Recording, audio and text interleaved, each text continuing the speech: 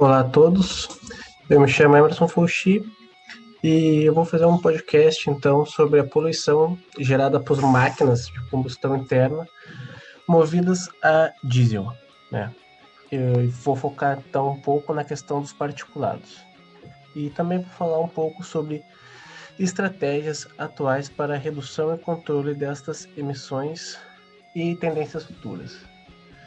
No final desta apresentação, eu vou colocar o link, né? Vou falar para vocês o link onde pode ser encontrado um artigo que fala em detalhes o que eu vou falar aqui neste podcast. Bom, começando então pela questão ambiental, né?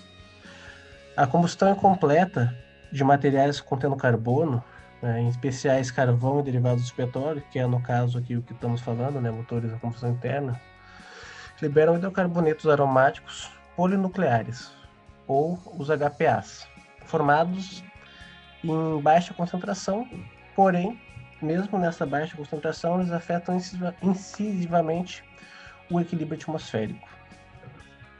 Os efeitos tóxicos agudos dos gases de exaustão automotivos são conhecidos desde o descobrimento das máquinas de combustão interna, né? Essas máquinas libertam quantidade suficiente de monóxido de carbono que pode causar a morte por intoxicação quando o funcionamento em ambientes muito fechados, né? Como por exemplo garagens. Já aconteceu de acontecer acidentes de pessoas que ficaram dentro de garagens com um veículo ligado, né? E que levou à morte dessas pessoas. Acontece desde quando surgiram os veículos a combustão interna. E por esse motivo, a emissão de monóxido de carbono foi um dos primeiros alvos, né, das regulamentações. Além dos efeitos tóxicos agudos, a poluição automotiva também pode causar a longo prazo doenças respiratórias, como o câncer de trato respiratório ou a fibrose pulmonar, devido à presença de compostos químicos, além do monóxido de carbono, nesses gases, né, de emissão, tanto orgânicos quanto inorgânicos. Bom, eu vou falar então agora um pouco sobre o diesel. O diesel é um combustível derivado do petróleo, constituído predominantemente por carbonetos alifáticos, contendo de 9 a 28 átomos de carbono na cadeia. Durante o processo de produção, o diesel é destilado em temperaturas na faixa de 433 a 683 kelvins, enquanto que a gasolina ela destila na faixa de 353 a 393 kelvin, uma temperatura relativamente menor. Outra característica importante, né, nesse trabalho é o alto teor de enxofre no diesel, né, que varia de 0,1 a 0,5%. Os motores a diesel são máquinas, né, que geram energia para veículos, né, principalmente em veículos, né, em aplicações que precisam de uma potência maior, né, que inclui, por exemplo, ônibus, caminhões, carregam cargas muito pesadas, tratores, máquinas para mineração, né, picapes com maior peso, entre outros. Né. Provavelmente todo mundo já viu alguma picape, algum caminhão transitando na rua, né, que são movidos a diesel. Agora, falando um pouco sobre as emissões do diesel, né. Os compostos de emissão que apresentam perigo à saúde, sendo esses subdivididos em compostos cuja emissão está regulamentada, né. Isso é regulamentado, que são os hidrocarbonetos, os monóxidos de carbono, os óxidos de nitrogênio, ou o NOx, né, também conhecido, os óxidos de enxofre, os SOx, e o material particulado. E mais adiante eu vou falar um pouquinho mais então sobre esse material particulado. E também tem aqueles que não estão sob regulamentação, né? São os aldeídos, amônio, benzeno, cenetos, hidrocarbonetos aromáticos, entre outros. Bom, a operação em condições oxidantes das máquinas a diesel resulta em elevados níveis de emissão do material particulado, né, e de compostos responsáveis pelo odor característico da emissão do diesel. Sempre quando passa um veículo a diesel, estando em alta velocidade ou com alta rotação do motor, a gente consegue sentir um cheiro bem particular que a gente consegue identificar que esse veículo é movido a diesel. Sendo a emissão esse odor, ele é altamente crítico, né, durante condições em baixas temperaturas. Bom, em breve eu vou falar um pouquinho mais disso também. E a fim de monitorar os níveis de emissão dos veículos, foram criados já vários procedimentos, que são os testes de performance, né, ou os testes cycles. Nesses testes, o motor é submetido a uma série programada de aceleração e desaceleração, né, realizada em um dinamômetro, medido em média de 10 minutos. Alguns desses testes eles incluem a verificação das condições de emissão de veículos com um motor frio. Como eu falei, a temperatura ela vai incidir nos resultados das concentrações.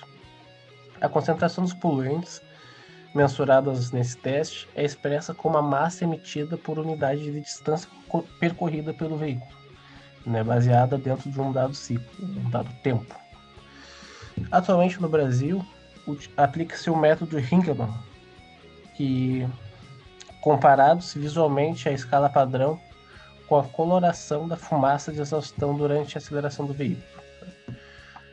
Essa escala é dividida em 5 tons, sendo um preto e para os outros 4 tons cinzas, do mais claro ao mais escuro, correspondendo então cada um desses a uma densidade de coloração de 20%, a escala número 1, 40% a escala número 2, 60% a escala número 3, 80% a escala número 4 e o tom mais escuro, que é o preto, é o 100%.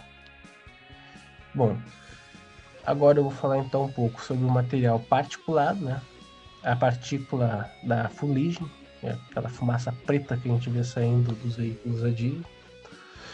O material particulado ele é produzido por uma máquina diesel, consiste basicamente de aglomerados de núcleos de carbono e de hidrocarbonetos, podendo também conter ácido sulfúrico e água, absorvidos ou condensados sobre esses núcleos carbônicos. Os núcleos carbônicos, então, são partículas primárias, ou seja, são pequenas unidades esféricas compostas basicamente de carbono e algum outro material inorgânico.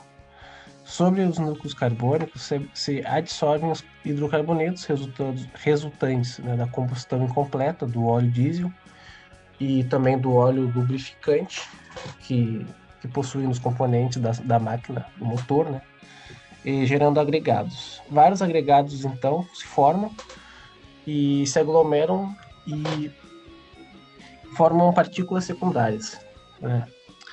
A aglomeração dos núcleos de carbono contendo hidrocarbonetos adsorvidos começa dentro da câmara de combustão e vai até a exaustão, né, onde grandes moléculas de hidrocarbonetos podem se condensar sobre esses na temperatura que prevalece na exaustão do diesel.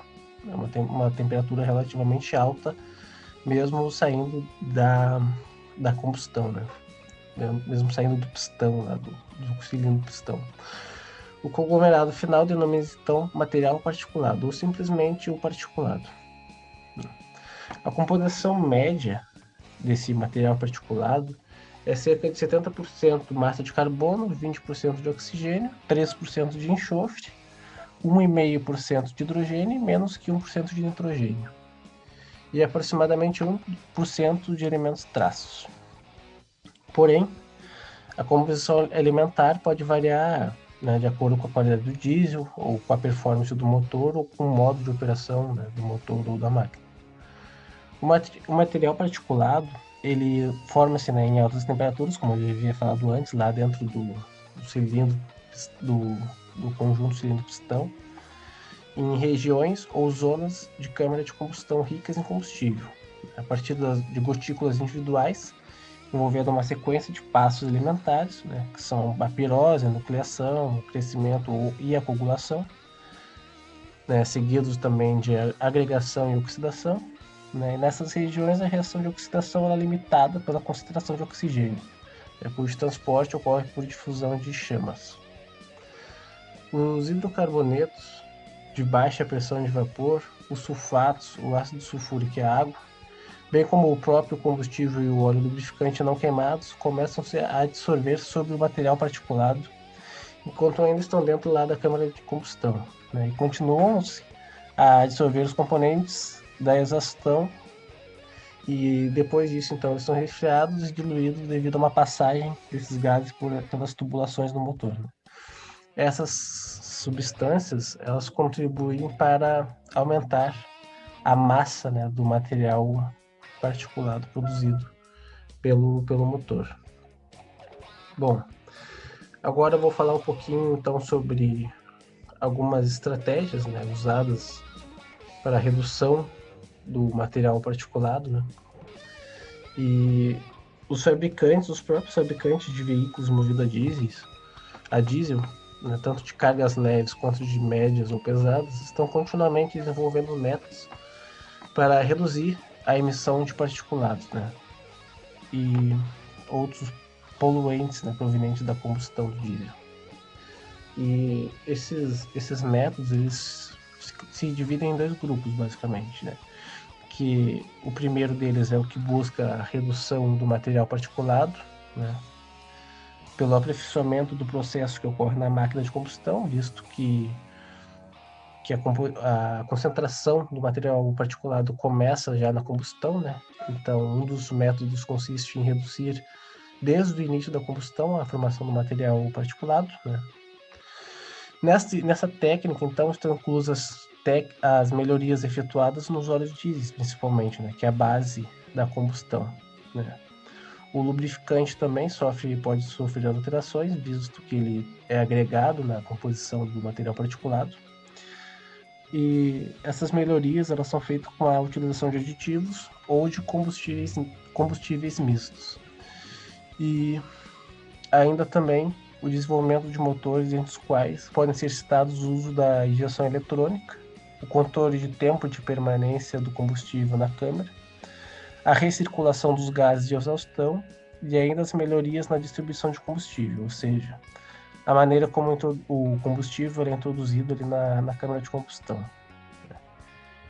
E o que busca, e a outra forma, né, de amenizar o impacto dos materiais particulados são as técnicas que buscam a remoção desses materiais antes que eles sejam liberados para a atmosfera, ou seja, depois que ocorre a combustão até a fase da exaustão, né? Nesses tipos, então, normalmente são inclusos filtros para particulados, a utilização da conjunta desses filtros com aditivos do diesel e também catalisadores de oxidação e o conversor catalítico para particulados. Porém, são mais utilizados a técnica que eu falei anteriormente, né? Porque é mais viável ser feitas alterações no próprio processo de combustão do que durante o percurso que o material particulado passa pela tubulação ali, pelos outros componentes do motor. Bom, agora eu vou falar então um pouco sobre a redução da emissão de particulados por tecnologias desenvolvidas para a otimização do processo de combustão. Bom, deve-se considerar então que a qualidade do diesel pode ser melhorada pelos aditivos, conforme eu falei anteriormente, como por exemplo os detergentes amínicos, dispersantes ou desativadores de metais. Também podem ser usados antioxidantes, supressores de fumaça. E um desses tipos de aditivos tem a função de diminuir a quantidade de material formado no processo de combustão, sendo referidos nesse trabalho apenas como aditivos do diesel. Os aditivos do diesel são complexos organômetros formados adicionalmente ao diesel, com a finalidade então de reduzir cataliticamente a formação do material particulado. Assim, então, durante a combustão do diesel aditivado, micropartículas de metal ou ácido metálico, dependendo do tipo de aditivo, né, são geradas pela combustão do próprio aditivo e essas agregam-se à massa do material particulado em formação, atuando como catalisador de combustão, favorecendo então a decomposição do material particulado já na própria câmara de combustão. Bom, esse é o meu podcast, né? O que eu tinha para falar sobre essas técnicas, né, de controle de emissão de material particulado. Aproveitando então para falar um pouco também sobre o diesel e as particularidades do diesel.